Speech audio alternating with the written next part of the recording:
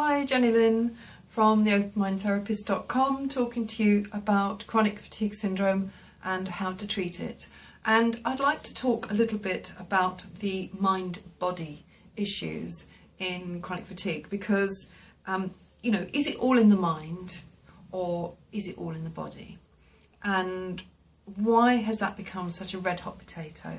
Because modern medicine has dissected up the mind and the body into lots of different specialisms. So we have psychology, neurology, immunology, we have cardiology, oncology, we have not the reflexology, that's our field, but there's all these kind of ologies that have in themselves have their own specialisms and have their own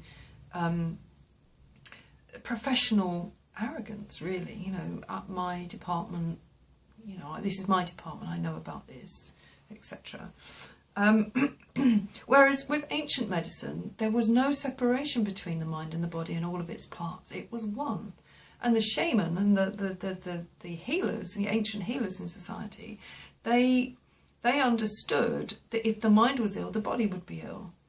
But they didn't even conceive of it as two separate things. They saw the person as an organic whole, that if they were suffering, it was because they had fallen away from good practices, mind and body, good practices. So, for example, perhaps in India they weren't practicing yoga, or they weren't part of their tribes people. They'd isolated themselves from the community, or they weren't dancing anymore, or they weren't singing anymore, or their food, they'd started eating food that wasn't good for them.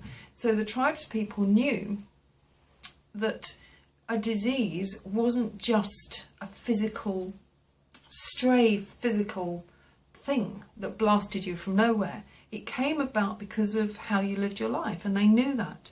And they knew that it was to do with the food, the spirit, or the community. That's how they worked.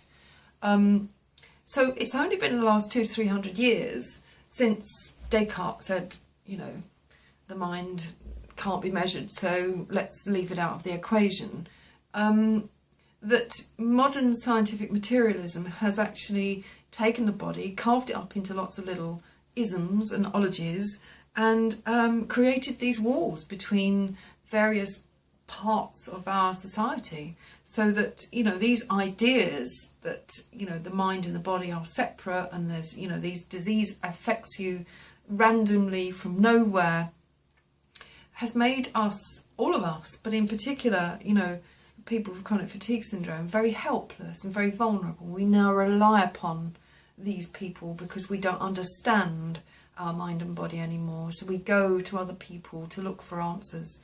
So, and in particular, with this separation between the mind and the body for chronic fatiguers, it's been very toxic, because there is no one department for mind-body, and it becomes very, very difficult for them to really understand how the whole system is working. When, once upon a time there were no divisions, there was no division at all between the mind and the body. All systems in the body related to each other, and all diseases had psychospiritual roots. It was quite normal. It wasn't even conceived of that idea. It just understood that that person was suffering in some way, probably spiritually and probably to do with the community. So, certain psychiatrists who have dared to comment on the ME phenomenon and have said, historically, that I don't think they're saying it now, but historically have said it's all in the mind, have been terribly lambasted and very, very attacked by the ME community. And I don't blame them, to be honest, for attacking them, because it's made them feel very, very stigmatised by psychiatry. Psychiatry is for mad people. Don't get me wrong. I'm a psychotherapist. I don't call people mad who have psychiatric issues, but that's how it's perceived. Psychiatry is for mad people, and for bad people. Popularly, I don't mean that, but and chronic fatiguers are typically very, very conscientious. They're very, very keen to please and very, very conscientious. So the last thing they want to be accused of, if you like, is for this disease to all be in the mind. That's really, really quite core to getting well from chronic fatigue, that actually there is some healing of the rift that modern medicine has created between the mind and the body, so that we can get to bring them all together again and understand what psychospiritual causes lie in the individual with chronic fatigue, as well as physical causes. So so that's what I wanted to talk to you today about today, is that, you know, chronic fatigue